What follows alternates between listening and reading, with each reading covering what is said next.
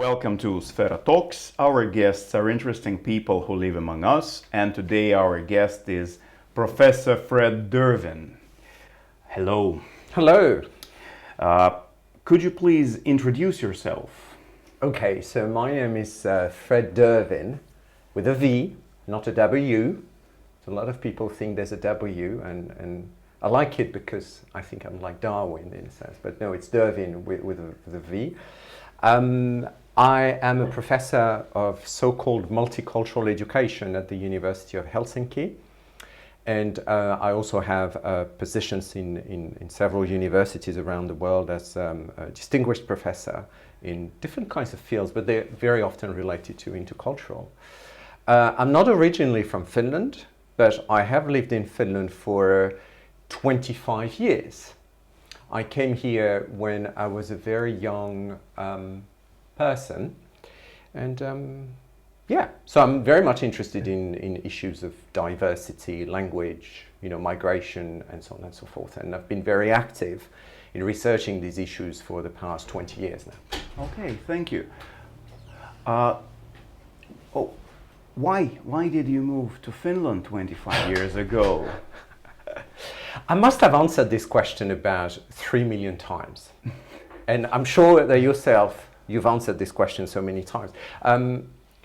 Why did I move to Finland? It's really, it's a tricky question because actually Finland was a new life for me. I moved here when I was 19. Uh-huh. And I was studying in Britain at the time, and something happened, something personal happened in my life, and I sort of lost my hopes about that part of the world, and I knew some Finnish people who suggested that maybe I would want to come to Finland, which at the time sounded very exotic. I knew nothing about Finland apart from these Finnish friends. And so I came here. I ended up in a small place which I adore. It's called Hollola, which is near Lahti. And I ended up teaching languages there because that's all I could do. I was meant to stay for 2 months, and I stayed for 25 years. And what's extraordinary in a sense about my story is that I really started as a basic teacher, meaning a teacher who didn't have the right qualifications for the Finnish context. So I couldn't get a permanent position. And so I worked in different schools for 5 years. I had the time of my life. I was very young. I enjoyed this new life here. And then I moved up. So, University of Turku first. And then I was lucky enough to get a full professorship in Helsinki, which is very rare, especially in education. Oh yes, it is. I used to be the only one in our faculty. Now they've hired an American professor as well. But for a long time, I was the only foreign background person, and that was for multicultural education, so that was fine for them. But I can see that I've been very fortunate, I wouldn't say I'm very grateful for it because I really worked very hard for this, obviously. When you want to get a job in academia in Finland, as you know, I mean, you're competing against the whole world of Finland. Not the whole world, because the whole world is not here. But I'm really glad that they took that risk, because it was a risk for them always when you hire someone from the outside. But it worked really well, and I'm happy to be there. I like education because education is very transdisciplinary in a sense. So it gives you a lot of freedom. Yeah. Multicultural education, what is it? That's a terrible phrase, by the way. No, I'm kidding when I say it's a terrible phrase. But when I started in Helsinki, that's what I kept saying to everyone. Why am I a professor of multicultural education? I hate the word multicultural as a concept. Mm-hmm. Because before that, I was a docenti, so whatever they call it, docent, adjunct professor in intercultural communication and education. Mm-hmm. Intercultural, not multicultural. And so I remember actually talking to the dean, when I started there, and I said, why did you choose multicultural and not intercultural or polycultural or global, or there are all these terms on the market. I mean, from a scientific perspective. And this lovely gentleman whom I like very much because he was very daring, he said, "Oh, but that's the word we use in Finland." And I said, "Yes, but the problem is that multicultural, especially at the time when I started, was badly connoted because Merkel, you remember, and she's still the whatever chancellor of Germany, Merkel and David Cameron, who was the prime minister of Britain, just as I started, had said in the media that multiculturalism is dead in Europe. I remember. You remember that? I remember that exactly. So, and that was just when I started, and I said, "Damn!" So not only am I getting this terrible label of multicultural, but then on the other hand, these two people say that it's dead. So what am I going to do? And on top of that, a lot of my colleagues and friends from around the world, they told me, "Why are you multicultural? You used to be intercultural. Now you're multicultural. What's going on there? Why are you changing?" And then I thought, I really need to look into this word multicultural because maybe the way I perceive it is very much influenced by, my own ideologies, from Britain, from France, from Germany, which are part of my own background, personal background. And then I started looking into it, and then I realized that it is a very diverse field of research with very different ideologies, like intercultural. So these days, doesn't matter. I'm multicultural, I'm intercultural. I know what I mean by the word. And for me, that's the most important. I could call my position professor in tea drinking, whatever. But I would have to define. That's always what I tell my students. You can use whatever label as long as you make sure to your listeners that they understand what you mean by it. Because when I say multicultural, I'm never sure that if you say multicultural, we're talking about the same thing. So do you want me to say some words about it? Yes, absolutely. Like what actually should we think when we hear the word multicultural so that it is correct? Okay, so first, what I'm going to say is one version. Okay, so it means that I don't have the truth. My scientific position around the word multicultural is my position that is shared by other people around the world, but that a lot of people would disagree with. For me, multiculturalism or interculturalism is about people getting together, bearing in mind that these people are at the same time different, but also similar. It means they are different because they come from a different background. Everybody comes from a different background. Everybody has multiple identities. When you're a man, when you're a woman, when you're something else, when you're a professor, when you're a student, when you're whatever. And then on top of that, they might have or they might speak different languages. So when we are being multicultural, when we meet somebody whom we label as multicultural, we need to negotiate all these identities together. When we meet someone who's crossed a national border, so for example, I'm not Finnish, I don't know if you're Finnish.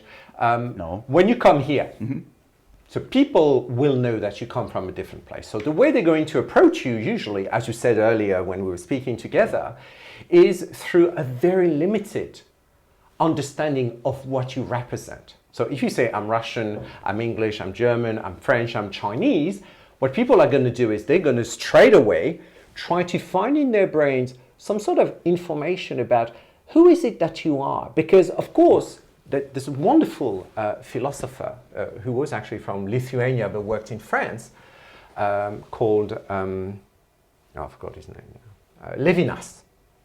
He said something really fascinating, and I think that for me that's the core of the problem. He said, when you meet a person, you always meet a mystery. Or actually he uses the word enigma. An enigma, because you never really know who's behind this body that you see.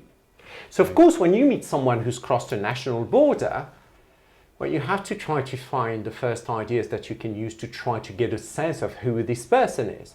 So what we're going to do first is, well, where are you from? That's the first question. That's a question that I rejected for many years. When people ask me this question, I used to get pretty upset about it because of my own family background. So, you know, I have a very diverse multicultural background. So when people ask me, where are you from? Who are you? It was very problematic because very often they were expecting me to answer just about so to put one identity on the table. But that's not who I was. So that question, where do you come from, is about trying to dig into simple ideas so we can try to approach the other. So I think everybody has to do this. Yeah, that's the first step. That can be a very dangerous step, but do we have a choice? No.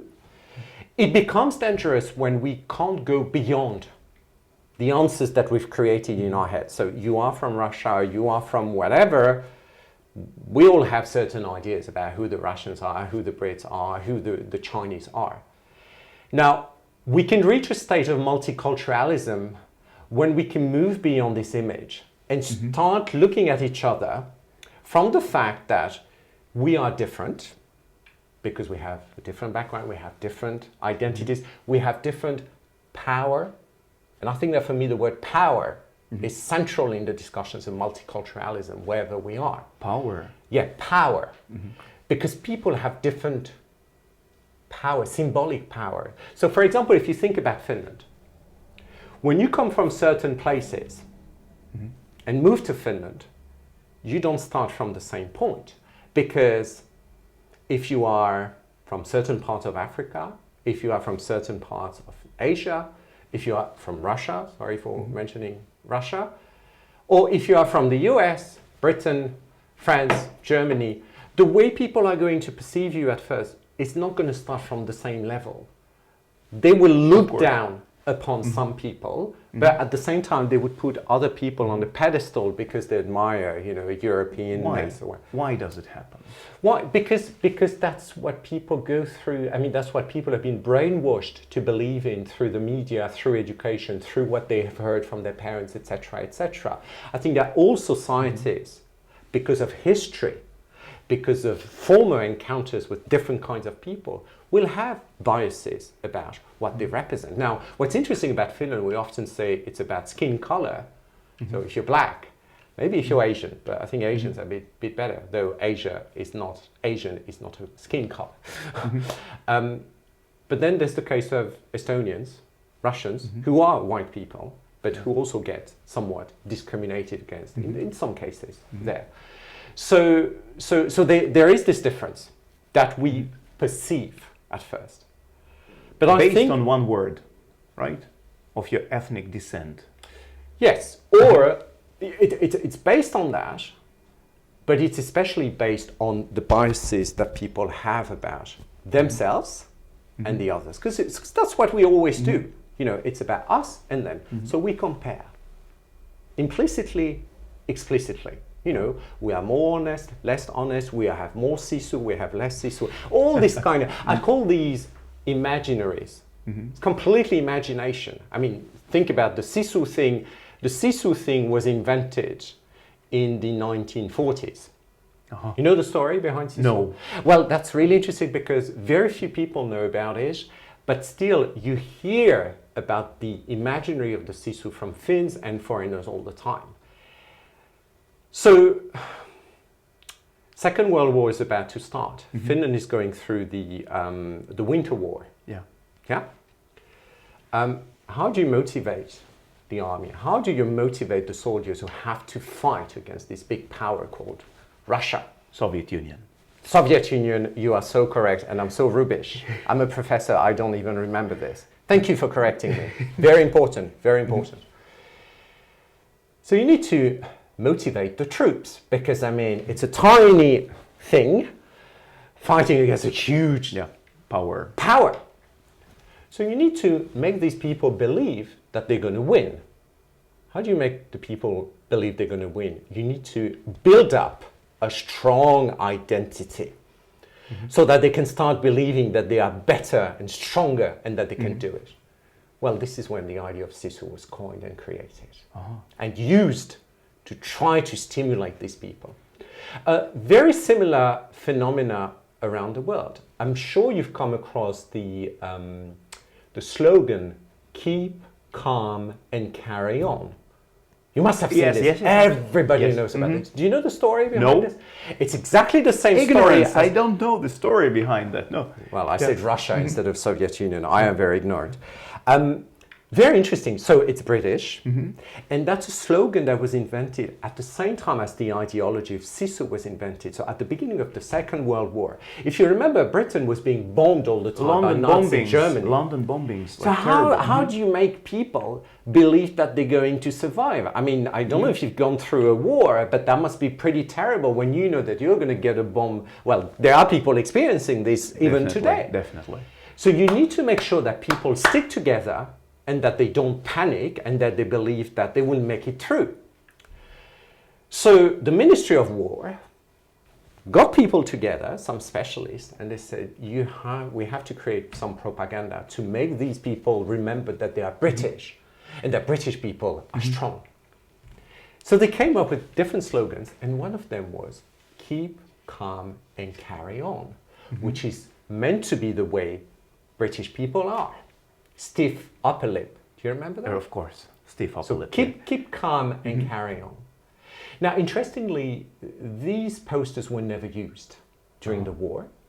But in the 1980s, somebody who was going through the archives of the Ministry of whatever war or something saw these posters and was like, wow, what the hell is this? Keep calm and carry on. This is amazing. That's what we need today, because at the time, Britain was doing what we call nation branding.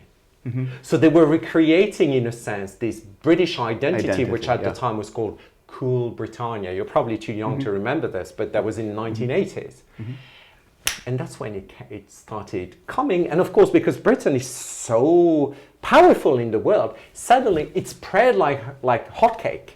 And started selling, and now you see it everywhere, keep calm and drink coffee, keep calm and blah, blah, blah. Now, what's interesting is keep calm and carry on is the same ideology as Sisu, isn't it?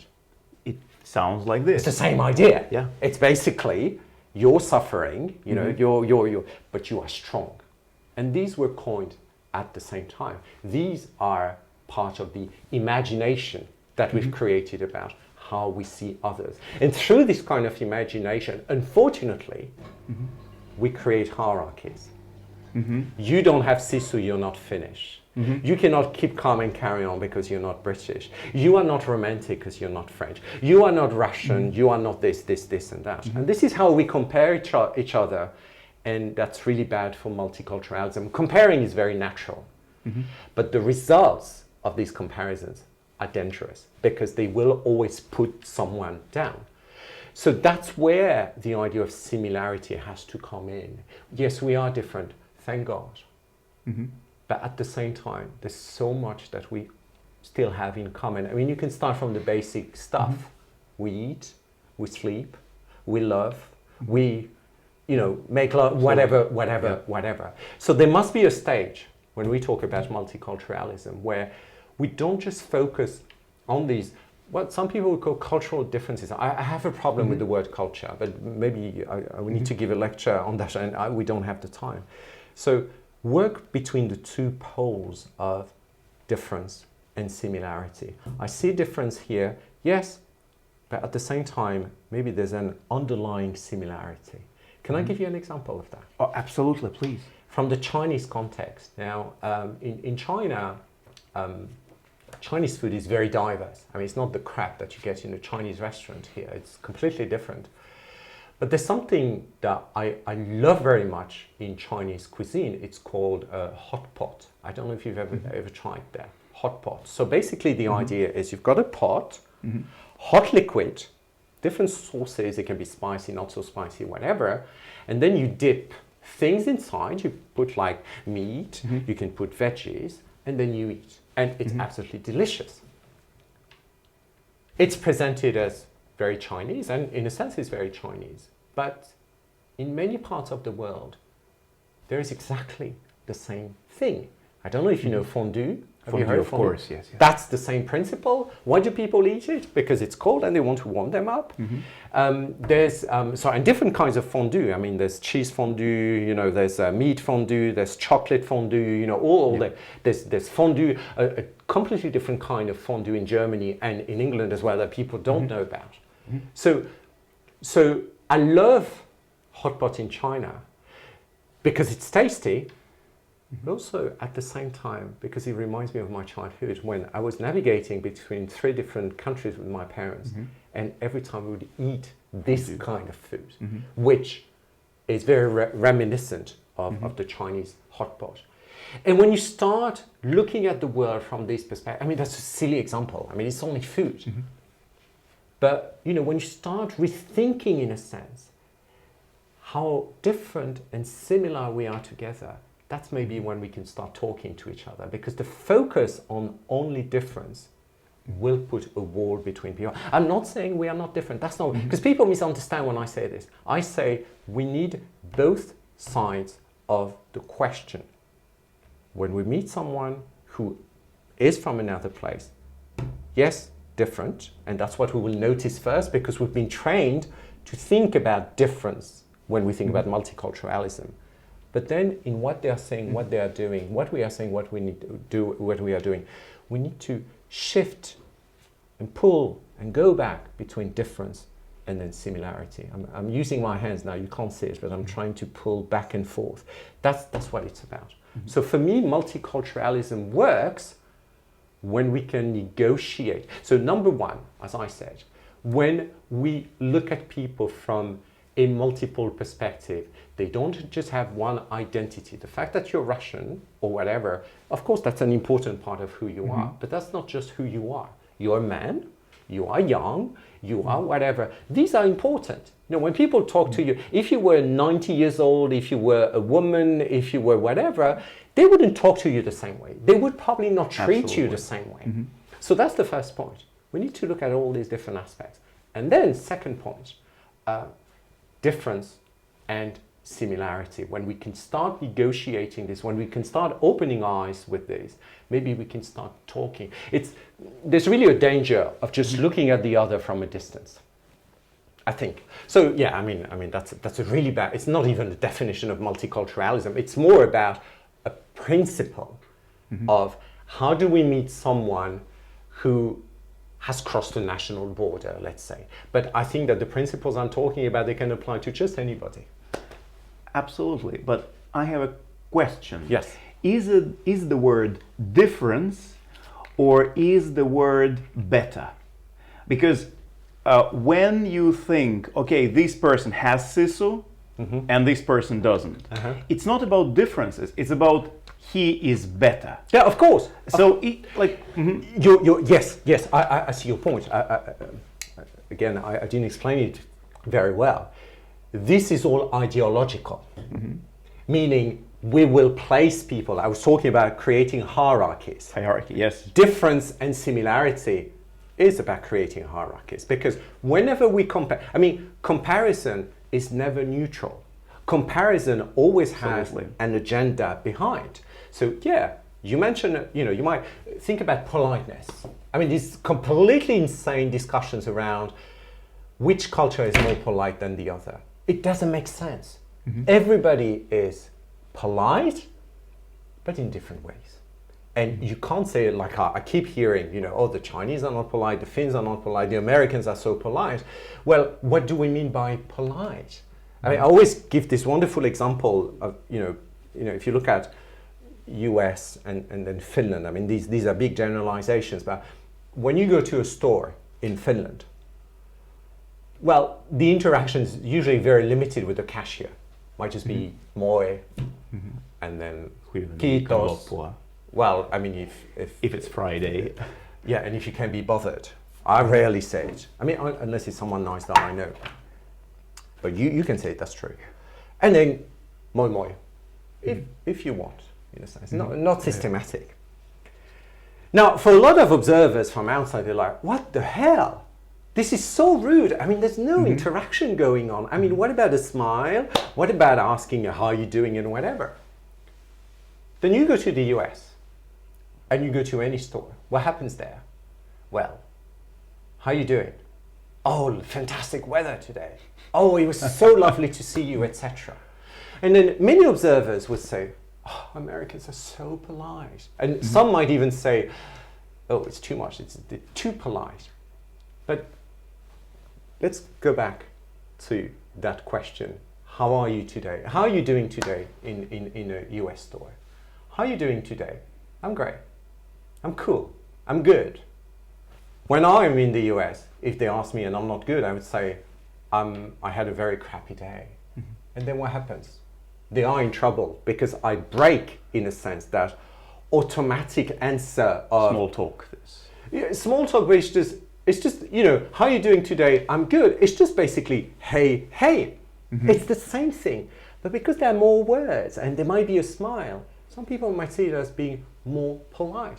But actually, it's not more polite. The quantity, because they don't care if you're doing good or no, but they don't. You know, I don't speak Russian, but I wonder, in Russian, do you say like, how you doing all the time? Not really, not. When you meet someone, do you say, how you doing, or? If it's your friend, I think. If it's your close acquaintance, for instance. But like in Britain, France, ça va, oh, ça va. But you know, they don't care. You know, Germany, they really don't care most of the time. So we need to be very careful, because you're absolutely right. It's and then you make very unfair comparisons between cultures. You know, this culture is more polite than others, blah blah blah. This culture is more on time than other cultures. Doesn't make sense in 2020. You know, especially if you think about the business world. You know, I think that if you want to make money, you better be on time. I mean, because that's the rule of the 21st century. If you're not on time, go away. Yeah. So we've created all these ideas. I mean, for example, the field of intercultural communication that started in the 1950s was American. So all the scholars were from the US.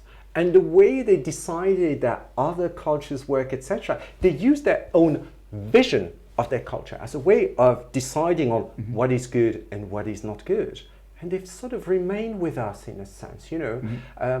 And they related to the idea, you know, you're civilized, you're uncivilized, you know, you're better, you're not better. So yeah, very, very good point you're making about difference. Yeah, difference and similarity are about judging. The question, you said that in the 1940s, when there was, or end of 39 probably, developed somebody made up the idea of Sisu. So who are these people who make the idea of Sisu, who make the idea of... What about traditions? It's the same question. Who makes the traditions? But traditions, they go hundreds of years based. No. Sorry. No is a very strong answer. Actually, I'm sorry. I should say it this way. But traditions change. Traditions adapt. Can you give an example of changing tradition? Halloween. Yeah, okay. Christmas. You know, Santa Claus was invented by Coca-Cola. You know about this, right? The red cloak, the 1930s, it comes from Coca-Cola. It doesn't come from a long tradition. Pizza. Where was the pizza invented? I think in Italy. No, it was invented by Italian migrants in the US. Okay. And there's a concept actually in my field which is called the pizza effect, which is when migrants from a certain place invent something in the country where they live, and then they go back and start selling the idea in the country. So that was the case for the pizza. I think you know tartan. You know in Scotland they wear that thing. Kilts. That's not Scottish. You knew that, right? I didn't. It's an English gentleman who had a big business who at the end of the 19th century, so it's like a century and a half ago, was producing a lot of fabric and created these patterns, sold them to the Scots, and the Scots started imagining that these were theirs. So Rob Roy was not wearing this? I don't know, I haven't seen the film, I know, but no, I mean like the original, Walter Scott's. When was that taking place? I think earlier than the end of the 19th century. I have no idea, sure. but it's invented. I mean, it's invented. Look at it. I mean, look at Kalevala. Yeah. Look at all these things. These are things that were invented by people to create a sense of community, a sense of joint identity. If you look at Russia, you know, all countries in the world have done exactly the same. China with Confucius, you know, we here with our Greeks. You know, Greek philosophy is the start of our way of thinking. What is the connection between Greece and Finland?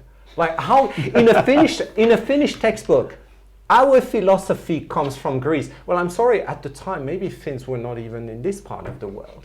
You know, they might have come from somewhere else. So it's so traditions, cultures, whatever, they have evolved. They have been used and manipulated by people to create an idea of who they are.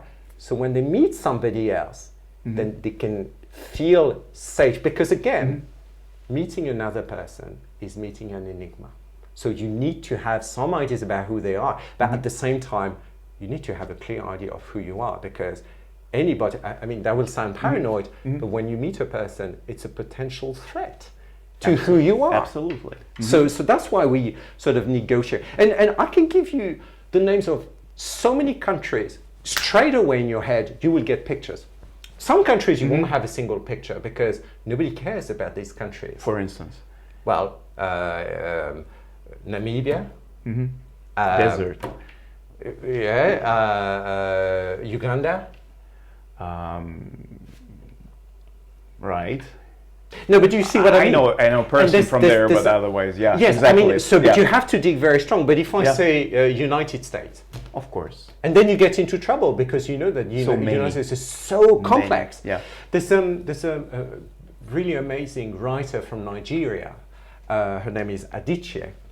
She's written she lives in the US now, but she's written a beautiful book called Americana, which is about the experience of Black Africans, so Africans in the US, and issues of race. And you know, she says we live in a very unfair world where we have narratives about different people based on where they come from. Sometimes we just have one single story about a person, because I mean, she comes from Nigeria. Nobody knows anything about Nigeria. You know, whoever she meets in the US, they don't know anything. They believe that she. I remember she told this. You know, when she moved there, the people she met were like, "Oh, so what kind of music do you listen to? You know, what about your African music? What is it?" And she said, "Well, I listen to Mariah Carey." And they were so disappointed because they had imagined that, you know, she was sort of like dancing like an African or whatever. She said, but that's not who I am. I mean, some people will listen, but I don't. So she says that, you know, it's a very unfair world. And I think that's really important. That's why I said earlier the word power is at the center of multiculturalism. Because depending on where you come from, people might have a very limited story about who they think you are. But at the same time, if you come from a place that is seen as being very positive in the world, then they will understand that you are not just one, but that you know your country is diverse in a sense. The same for language. Language, the way we judge different languages is based also on the same bias, because we lack certain ideas. We don't know. Examples from Finland. A friend of mine, a Finnish friend who's married to someone from Italy. Her kid can speak 3 languages, so English, Finnish, Italian. The teachers adore the kid, and they keep saying, "Oh, he's so clever! Oh my God, 3 languages!" On the other hand, I have a friend from Cameroon, actually a former doctoral student from Cameroon, and the kid can speak 3 different languages, but they're not European languages. What do the teachers keep telling him? Your kid cannot specialize in one. She's mixing all the languages. She has to learn Finnish properly. So because there is a bias, you know, they are beautifully connoted languages. And then there are languages that we really don't care about because we know nothing and we think that they are completely irrelevant. Yeah. If a person meets another one who has no this clear representation, Uganda, what happens in the mind of the meter? So I don't have a picture for Uganda. I don't have a picture for Namibia. What happens? Well, I mean, they can get in really bad, in a really embarrassing situation because they need to fill up the space. I mean, they need to say something. But when you have no knowledge, nothing, I mean, you need to be very careful. Because usually I think what people would tend to do is to then open up to Africa, for example. So then they might think, oh, well, that's a typical African. African. You know, the way we say Africa as if it was a country. I mean, in this part of the world, I mean, you know, we rarely say Europe when we talk about Finland, you know, that this is, well, it is Europe, but we're not going to think this is the whole of Europe. I had a great email yesterday, actually, from a Chinese colleague I don't know very well, but who said, oh, I'm so sorry, you know, I just read in the news about the situation in your country, and I'm really worried. I hope I can see you soon, and I'm worried about your family. And then he finished by saying, really, I really wish the situation in Sweden will get better. Because it's the same. I mean, this is a very small part of the world. For the Chinese, they will have knowledge about France, about whatever, but for them, Sweden, Norway, whatever, the same stuff. Or like someone in Germany I met once when I spoke about the fact that I was living in Finland, he said, oh yeah, that's the country behind Sweden. I'll always remember that. Because of course, from his German perspective, you know, when you see the weather forecast, they will show Denmark, Sweden, and then a little bit of something there, which is Finland. So for him is geopolitical representation of that part is it's behind Sweden. But of course doesn't make sense because you can go straight from Germany to Finland without going via Sweden. So of course when we meet someone we need to find a minimum of it, and that's why we ask this question, where are you from? And sometimes it helps, sometimes it doesn't help at all. When I meet someone I never ask them where they come from, because for me it's not that it's not relevant, but maybe because I'm a coward. But I know that if I know where they come from straight away, you know, I'm gonna like or not like whatever, because we're very biased. Stereotyping. And of course, you know, it's a very silly reaction from a professor of multicultural education to believe that you can approach the other without stereotypes. Because if it's not about where they come from, it can be about their gender, it can be about the way they look, it can be about, you know, it can be about what else I can imagine about their identity. When I meet someone, there are different strategies. I mean, one of them would be, so if they ask me, where do you come from? Usually I would say I come from a lovely planet called the moon. It's a great place. Different reactions, very interesting reactions. Some people get very offended because they think I'm taking the piss. Some people, and usually for some reason, I don't know why, I become friends with them. They continue the joke. And they say, oh, and I'm from Mars. And it's really a lovely... So, you know, and then you move on with the jokes and blah, blah, blah. And then at some point you will come to the right question. But it allows you to make the atmosphere a little bit lighter, in a sense. Because that question, where do you come from? I mean, I don't know how you feel about this, but the fact that I've lived here for 25 years, people are still asking me this question. I find it sometimes very painful.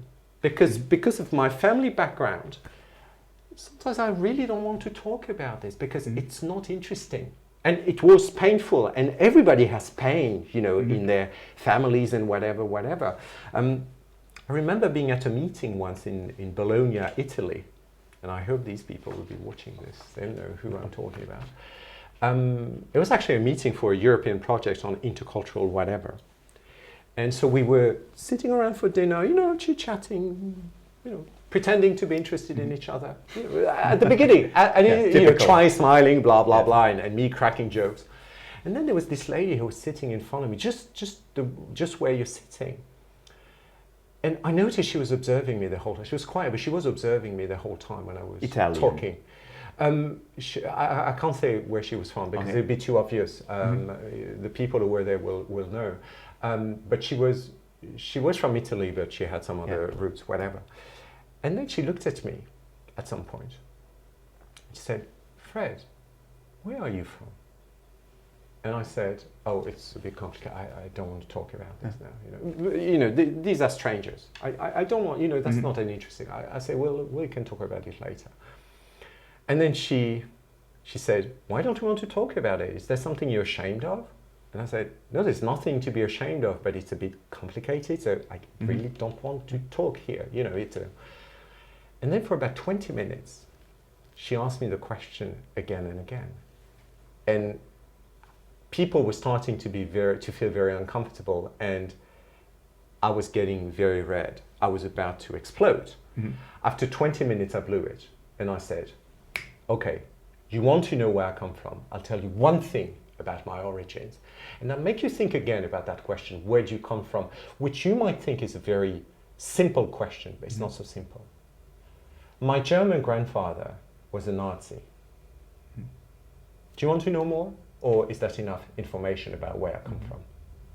You can imagine the atmosphere around the table. The reason why I did this, first of all, that's not something you can do. If somebody doesn't want to answer a question, you can't force them. It's not a police inquiry. You know, if ever I ask this question, where do you come from, to someone, which I rarely do, and if they say, oh, that's a big, I don't want to, then I back off, because that's okay. It's their choice. Definitely. It's not it is a free yeah. country. It's not the police inquiry, a police inquiry. But I did it because this was like a group of specialists in these issues who probably believe that we must know where people come from before we can talk to them. Through my life experience, I believe that it's not so important at first. And maybe it's not that important. Because if you want to develop a relationship that's deep or deeper than just the stereotypes or whatever, maybe you can never reach it. But maybe that's not the beginning of the conversation. I think the beginning of the conversation, where are you from, is the 19th and 20th century, but it's not 2020. Unfortunately, that's still the way we think about the world. Because for a lot of people, it's not an obvious answer. Where do you come from? Well, I mean, yeah, maybe most people will have an answer, but there are people who, I've heard, for example, and I'm sorry for putting this on the table, where there are, you know, some Russian parents who actually tell their kids not to say they are from Russia when they are in a school in Finland, because they are afraid that their kids will be mistreated. Yeah, bullied. So forcing someone, of course, I mean, if you look at it from a human perspective, it's absolutely awful that these kids don't dare to say where they're from because they're afraid that they might be bullied. And I would be hoping that they wouldn't get bullied. But of course, they might get bullied, and even by teachers sometimes. And teachers won't defend them systematically, because I think that teachers are not trained to deal with this kind of, you know, xenophobia or racism in a sense. So yeah, people should have the freedom. And maybe that's not what multiculturalism is about at first. That's something we can move on later. Again, multiple identities, similarities and differences. I don't see why we need to start from this. It's such an old... Yeah, the one, of course, people will say, yeah, but you're saying this because you're a privileged white person. I'm white, I'm a professor. So I have the choice. I can tell people to go away. And male, on top of that. Male professor. Do you mind mentioning all this? No, but you're right. Absolutely right. You know, so of course I can make this claim because I don't have this problem. Of course, I'm not that powerful in Finland because I'm still an other. I'm not Finnish. You know. So do you have Sisu? No, I don't want to have Sisu actually because it doesn't exist. So, no, I think we all have Sisu because you wouldn't be here, I wouldn't be here if we didn't have any Sisu. So, so yeah, of course, for me it's easy to make this claim, but I can understand that a kid, you know, black kid, you know, who can't really speak Finnish so well, maybe because hasn't learned yet or something, or doesn't feel confident. Because the problem about our education, we don't train the people to think about these issues. We don't give them the words to reply. We don't give them the discourse to be able to fight against the daily terrible discrimination that they face. And sometimes the people who discriminate against them, they don't even realize that they are discriminating because they think that what they are doing is actually good. Normal, they think. Yeah, let me give you, can I give you an example from school? So I'm in a classroom observing an English class. There's about 15 white Finnish kids, and I'm sorry to refer to skin color. I know that's not politically correct, but you know what's going on at the moment in the US and around the world. I think we should put the color on table. That's fine. And there was one black girl there. So the teacher is teaching about fruits in English. So banana, strawberry, and you know how boring these lessons are. So she makes them repeat, say banana, banana, and then whatever. And after she's gone through all the very limited amount of fruit you can find in Finland, she turns to the black girl, you, Sophia, whatever. Now, tell us, so she's talking to her in English, tell us what sort of food do people eat in Africa? Because we're interested. So I can make a list and then we can learn them. So what sort of food do African people eat? Silence from the little girl. Okay? The teacher goes back and says, so I can help you. I mean, you can give me the word in Finnish and I can say, so what do African people, what sort of fruit do they eat? And the little girl is sinking in her chair and you can feel that she feels extremely embarrassed by this. The teacher asks a third time, so what fruit do people eat? And in English all the time. The little girl blows it and shouts in Finnish, en mä tiedä, mä olen suomalainen. I have no idea. I am from Finland. I was born in Finland. I don't know what African people say or eat. So I'm there, I'm sitting there, and so moving on. So, you know, the teacher continues, and I could see she was really upset by the teacher. The teacher, she was very troubled, in a sense, by that situation. And by the way, we need to remember something about teachers. It's not fair to blame teachers for what they do. I think that most teachers in the world, they're trying their best. There are good teachers, there are bad teachers, depending on how we evaluate them. But teachers do what they've been taught to do. They use the ideological perspectives that have been passed on to them. That's something we need to remember. So it's easy to criticize and say, oh, teachers are racist. Well, they're racist because the system is racist, or because the way they've been taught to be teachers is racist, in a sense. So I spoke to that teacher at the end, and I was very careful. You know, I didn't say, oh my God, what you did was so awful. So I just said, so I said, do you want to talk about what happened? And she said, I really don't understand, because, you know, I was trying, you know, she's diverse. She's from an immigrant background. She comes from Africa, and I wanted to promote her. I wanted her to feel proud about her culture or whatever, because this is what they've taught us in teacher education. You know, that when you have someone diverse, you should, you know, put the spotlight, because it's good for their identity. And I said, so what went wrong there? And she said, well, there was a wrong assumption, because she's never been to Africa, obviously, and she was born here. So I need to be careful about this, because that doesn't make sense at all. But you see, her whole ideological world collapsed, because she's been taught that you should, you know, make a link to their culture. That's very interesting, I think. Yeah. What other such things in schools still exist? In Finnish schools, I mean. Finnish and wherever. I mean, I think in wherever. Of course, in some parts of the world, teachers have to be extremely careful about what they say, the words that they use, etc. I think this is sort of starting in Finland. I mean, there's still, you know, there's still some issues about the use of the N word in Finnish, for example. You know, there are still some scandals where, you know, some teachers or whatever, or even teacher educators sometimes would use them in Finnish, you know, claiming that it's okay, you know, it doesn't mean the same as the N word in English, because we didn't have a history of whatever. Yeah. I think we need to be extremely careful about this, because that's incorrect. I mean, you know, even if Finland was officially not part of, you know, whatever slavery thing, as part of Sweden, I mean, they were indirectly, in a sense. So I don't want to get into this, because that can be very controversial. But yes, I mean, you know, teachers have been trained, in most cases, to think about the world in terms of cultural difference. And usually, when you go to these classes, you notice that most of them are underprivileged, or privileged, but coming from the place that is not viewed in this society as being privileged, as Europe or whatever.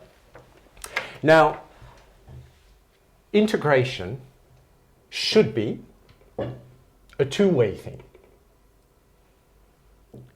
If integration is about, I am going to become you, there's something wrong there. Because number one, you is plural. Mm-hmm. So imagine, for example, if I want to be Finnish culturally, what model am I going to choose? Am I going to choose the people who live in the very expensive houses, in some parts of Turku, people who live in flats that they are rented from the city, a cleaner, a professor, whatever. Mm-hmm. These people, their Finnishness is very different. Mm-hmm. Because there's money. There's money differential. So if I want to... Economical. Absolutely.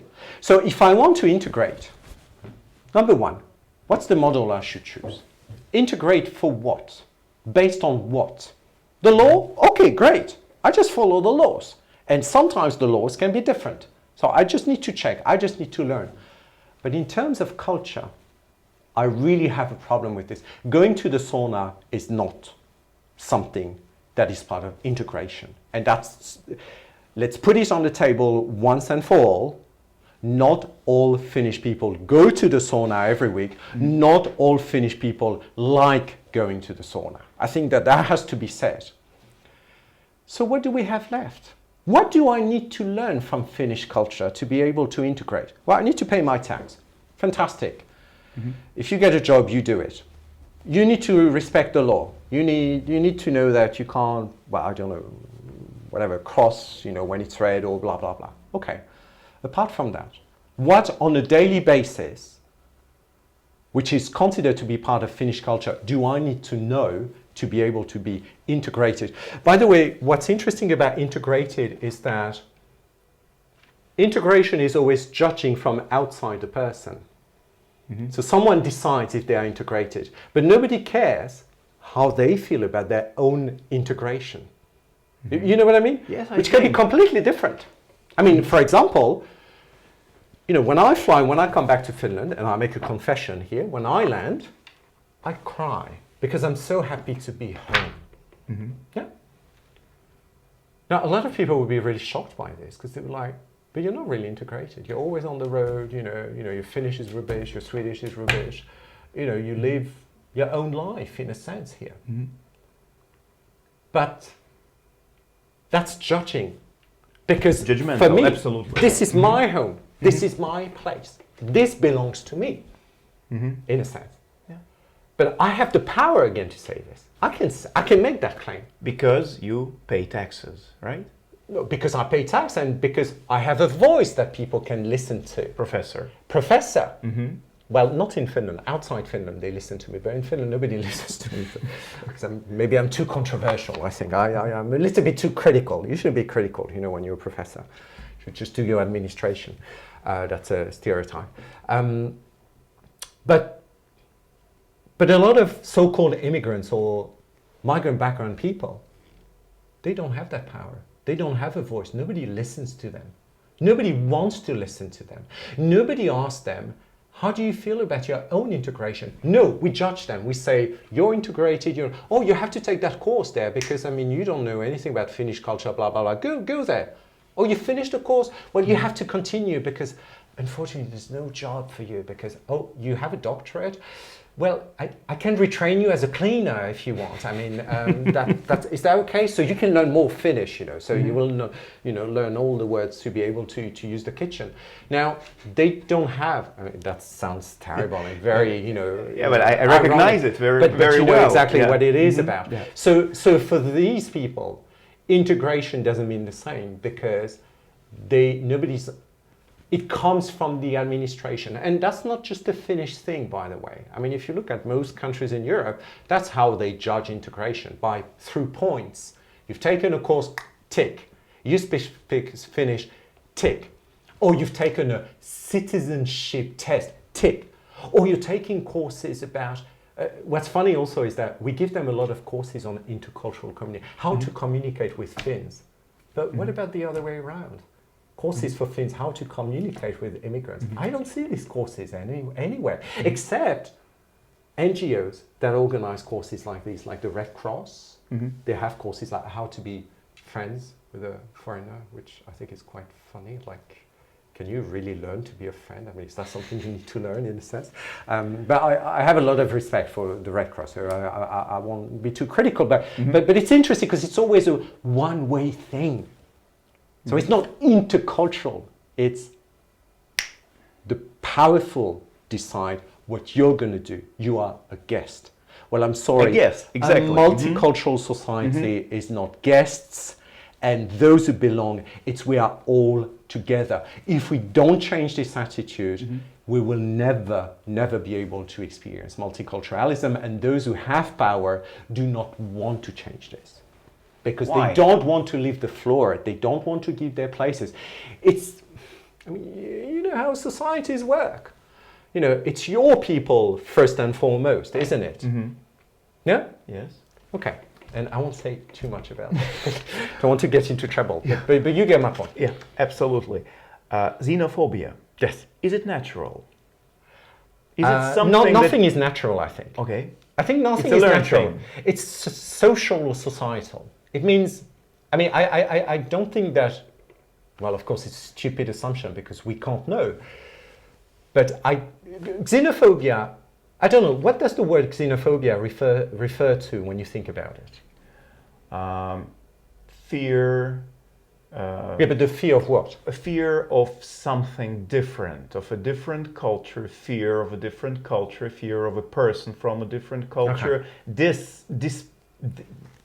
Despise, sort of, probably. Yeah. Okay, so I mean, absolutely, or race or ethnicity, whatever. Yes, but you see, when you use these concepts, you can see it's not something natural, because these ideas were invented by us through our societies. The concept of culture, the concept of race, the concept of ethnicity were coined in the 18th century. We created them to be able to, when we created nation states, to be able to give an impression to people who were within the same national borders that they were the same, that they belonged together, because before that they did not belong because they were different kingdoms and whatever. So it's not natural, but it's social. So it's something that we have created by developing and using all these very flawed and very dangerous concepts of culture, cultural difference, ethnicity. I really don't know what ethnicity means in Finland, by the way, because in Finland we don't use the term race. It's a taboo in a sense. But I think that people will use culture or ethnicity as a substitute sometimes because they can't say race. It's interesting because we talk about racism, but we don't talk about race. So what is racism about? It's about the way you comment on different cultures or the way you comment on different so-called ethnicities and sometimes languages also. The way we talk about it is a form of racism. So yes, I mean, of course, the fear of the other, I think it's something that everybody experiences. When you meet someone from the first time, if you go back to our conversation at the beginning, you meet someone I always tell my students, the worst job or the most difficult job in the world is being a human being. And that's very disrespectful to other living things, by the way. Maybe I shouldn't say this because they're going to sue me, like plants and animals. They won't have money to get lawyers. But that's very human-centric, you see, to think that being human beings. I should be more critical of my own words. But it's difficult because you never know. Like now we're talking to each other. So you look at me, you're nodding, whatever. How do I know that maybe you're not thinking, oh, fuck, he's so boring, this one. How do I know? How do I know what I'm thinking about you? So there is this fear of uncertainty all the time, in a sense. So in some situations, we can easily do it. We can easily get used to the other and get comfortable with the others. But in some situations, we can't because there's the fear of what this person represents or because there are power relations also between people. If you were a journalist or if you were the rector of the University of Helsinki, I think I would speak differently. More or less in what aspect? Well, there are things that maybe I wouldn't dare to say, or there are things that I would be maybe a little bit more careful about, making certain claims or questioning certain things. Because there's always these power imbalances between people, even those who are supposed to be on top. I mean, in a sense. So of course, xenophobia is one aspect of it. Of course, there's racism, and the difference between all these. I think that's also very complicated. But about xenophobia, there's something we always forget. Have you ever heard of xenophilia? Yes, of course. Xenophilia is as bad and as dangerous as xenophobia. When you start imagining that the other is better than you because you are in a lower position. I've heard this from my African friends who worked in Africa, and they said that they have reverse racism. So they think that white people are better because they are white. Absolutely. Or in China, the belief that Americans are better than the Chinese. I mean, which is something that I fight against all the time. But there is this sort of psyche there. I mean, it's a trauma from the end of the 19th century.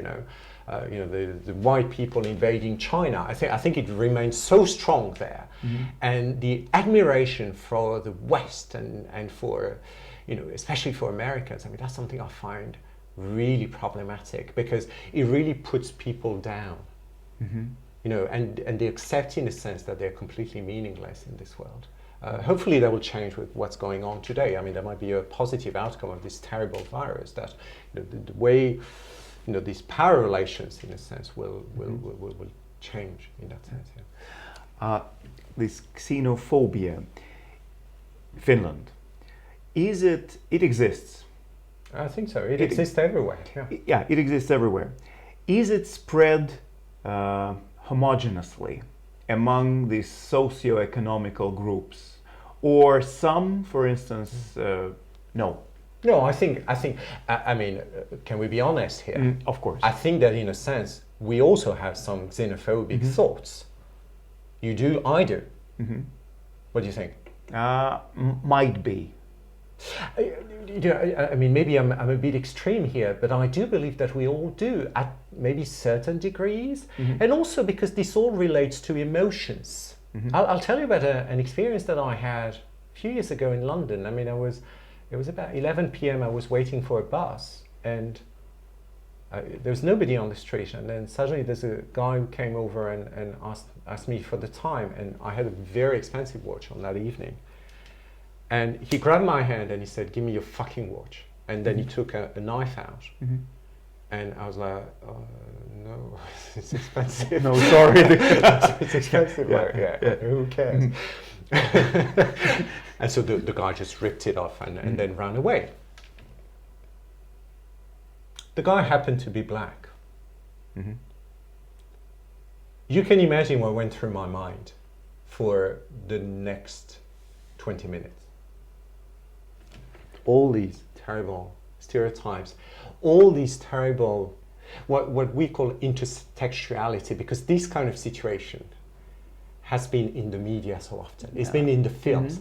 So it's like you become part of this terrible racist narrative that has been you've been force-fed with throughout your experience.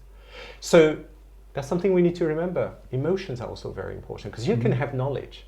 We all know that stereotypes are not, well, though there are people who believe that stereotypes can be good. I don't know why they think this way, because a stereotype is always a judgment, because it's a comparison in a sense.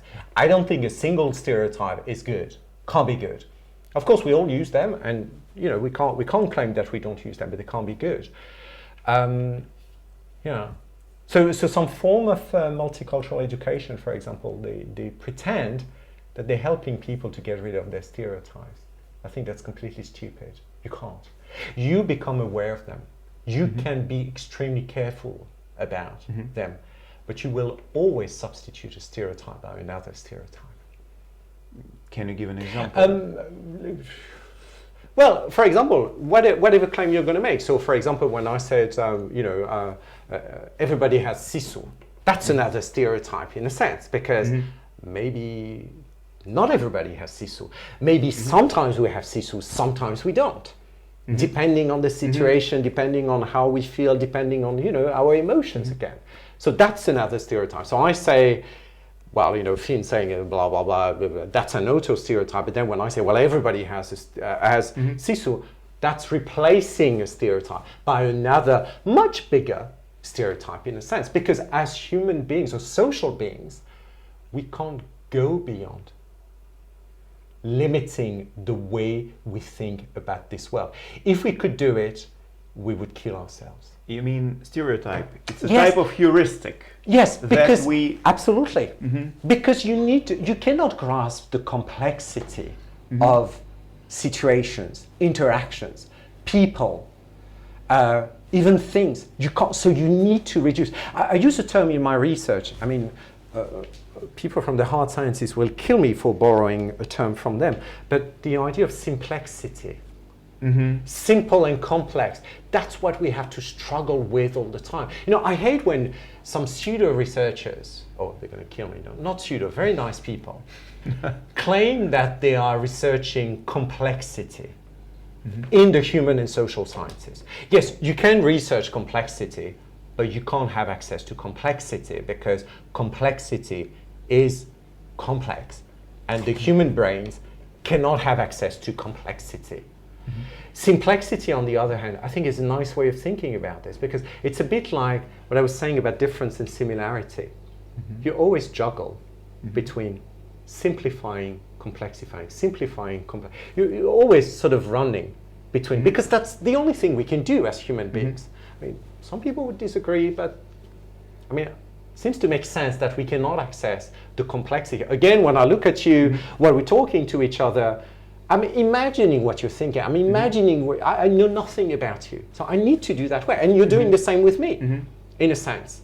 And there's no point, at no point can I get to your complexity because your complexity is based on the complexity that we construct together. Why do we lie? Well, we lie because we need to keep, you know, our face. We need to make sure we're not hurting other people in a sense. And sometimes we're very honest, and you know. So this simplexity, I think, is a very important thing to remember. Also, that nobody is perfect. Nobody is perfect. We can avoid doing things. I mean, from a philosophical point of view, for example, think about stereotypes. Nobody can claim that they don't have stereotypes about cultures and about different kinds of people. I have a lot of stereotypes about everybody. You know, Russians, Finns, whatever. I know it sounds sad, but you know, my brains are limited. Oh damn! I forgot what I was going to say now. I speak too much. Stereotypes. You said stereotypes. You have stereotypes about Russians, about Finns, about. But I don't remember what was the point I was going to make there. Oh damn! I'm so sorry, but that's okay. We started with simplexity, and that's what we must remember, and complexity of one, and complexity. Yeah, no, I'll forget the idea, but that doesn't matter. Maybe if you have a question, we can move on. Or stereotypes of Russians. What stereotypes of Russians do you have?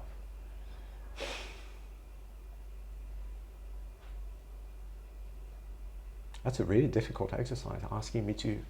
Some people will use it against me in the future. I mean, just whatever. You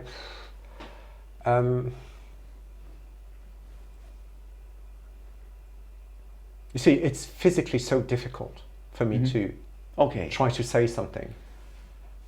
I can try hard, but it's hard. You know, when I think of Russians, I think of, and I'm sorry, my Russian is really rubbish, but I think of Tolstoy and Dostoevsky. That's all. These come to my mind straight away because the way these people have written about social beings is so close to the way I think we should be going to think about multiculturalism. One maybe a bit a side sort of question. How do you think, again, like maybe it can be a wild guess or whatever, how can a nation that produced Tolstoy and Dostoevsky could have produced Stalin? Well, I mean, what about the nation that has produced Napoleon? I mean, okay. I think. Yeah. But this is what we are about. I mean, you know, we have good times, bad times.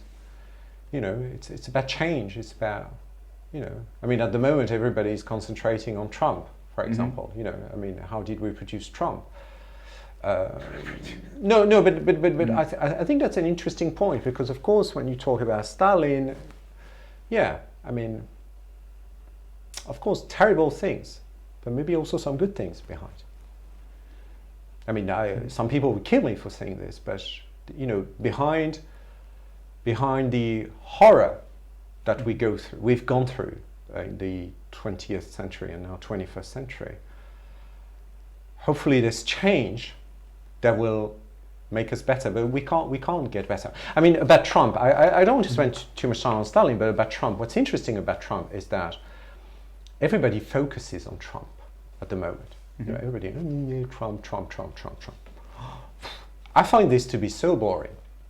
Why do I find this boring? It's because, yeah, from the beginning, we knew what he was like. He is a performer, and he has no idea most of the time what he's talking about. I think it's not the real problem in the world. It's not Trump that's the problem. I think there are so many other problems. In countries where people are very quiet, but actually what they're doing maybe is as bad at what Trump has been doing to America and the rest of the world. And yeah, and that's where the next question. The world, very interesting concept, this Simplexity, yeah?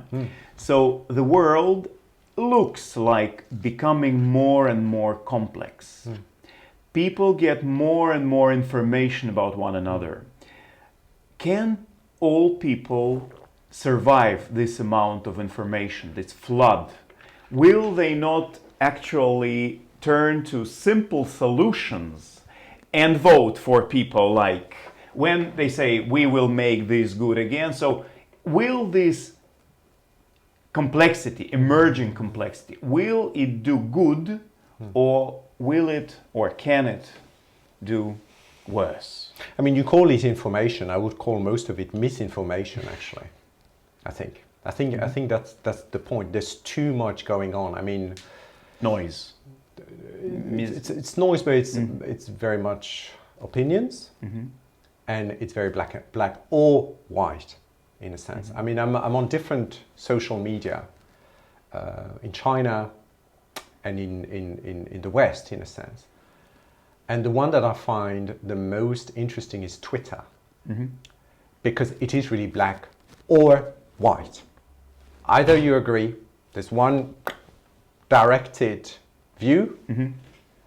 If you disagree, you are bad, and then that's the other view. Because of course, in my interest in China and then Finland, etc., you know, I can see it so clearly. So one message is, oh, China is such a horrible place. And then second message, China, look, it's doing so great. And then, oh, you work for the CCP. I mean, it's so twisted. And I see the point of your question. Maybe your question is, isn't it a shame that in a sense we have access to so much information, but we are doing it in such wrong ways? But maybe there's no other way. Because again, complexity is something we haven't been programmed for. Some level that's of the complexity. idea. That's what I mean. Yeah, that's what you mean. How many people are programmed for complexity? Nobody. Nobody. Of course, nobody. Nobody. You know, I mean, you know, since the start of our conversation, how many stereotypes myself have I put on the table? Probably hundreds, without even realizing, because I'm talking and you know, you just talk. So, and it's the same on Twitter, and it's the same everywhere, because it's, yeah, I mean, I love it when people say, oh, I don't have any stereotypes, but Finnish people are very shy. I mean, that makes me laugh, because I'm like, that's simple. But we all say this kind of stuff, you see? Absolutely. Without even realizing, which is fascinating about human beings. And of course, when you're researching this kind of stuff, imagine you are trying to grasp some complexity, but you can't, because, you know, this is people's words. You know, people would say, oh, I don't have any stereotypes, but you know, Finnish people are this. And then you look at this by using a concept called stereotype, which is itself stereotyping, you know, absolutely, theory in a sense. So there's really no way out of this. But I think that being aware of this and preparing people not to solve this problem because they can't solve it, but at least awareness of this, and trying to spot. I mean, I'm a discourse analyst, so I'm very sensitive to, you know, the words and how people formulate and whatever. Trying to read how people are, in a sense, manipulating themselves and manipulating each other through, you know, by the way they formulate, you know, things, you know, the pronouns that they use, you know, the very subjective, overly subjectively marked terms that they use, you know, even the verbs. I mean, everything is subjective in a sense because it's part of a discourse that's constructed by a person within a given context, and so on and so forth. So yeah, I mean, these days there's what we call media literacy. I don't know if you've heard about this, but that's something that they're trying to do in Finland. So teaching the kids how to read the news, so critically in a sense. But it's really hard to do. I mean, who will teach the teachers? I suppose yes.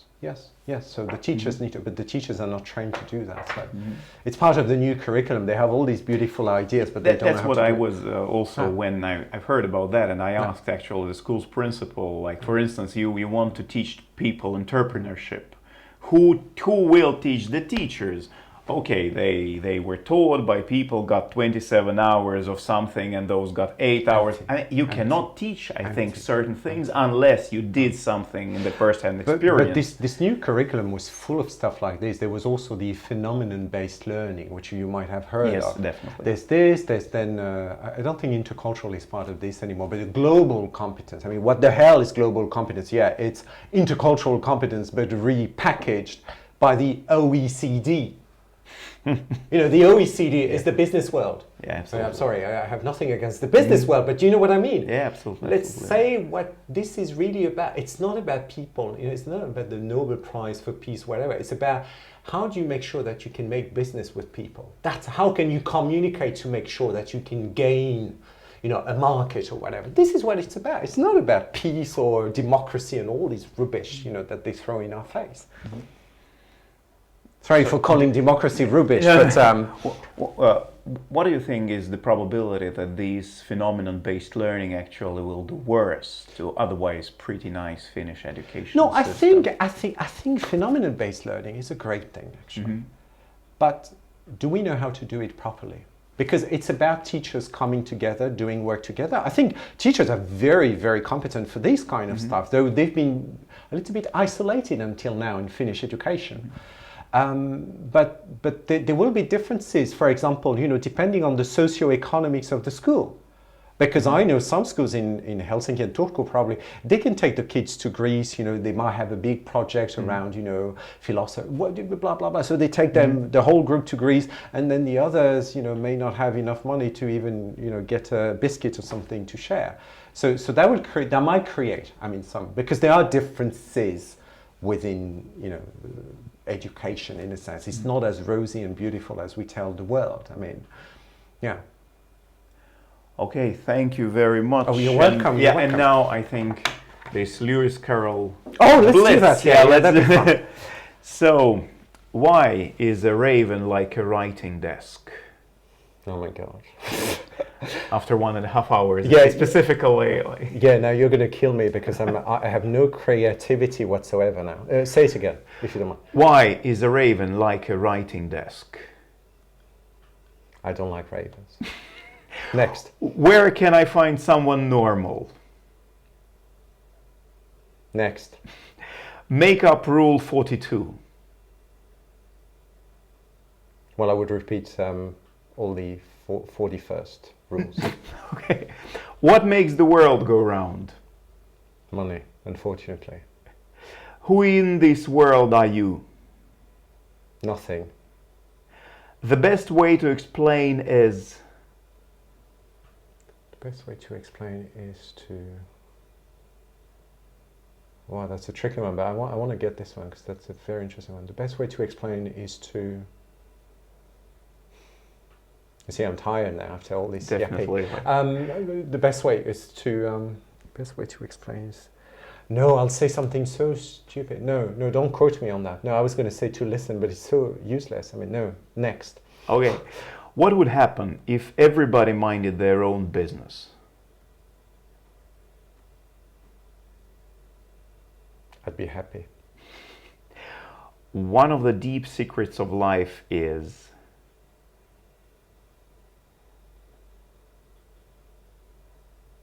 that everything is a secret. what to do if you want to get to a place you want to be. Oh, well, I'm asking this question to myself now. What to do? Well, I'm afraid you can't really do too much at the moment. Yeah, work hard. Silly answer, but work really hard, yes. Professor Dervin, thank you very much for coming. Thank you. Thank Best you so of much. luck and thanks so much. Thanks so much. Thank you. And that's all talks for today. Have a great tomorrow. Thank you.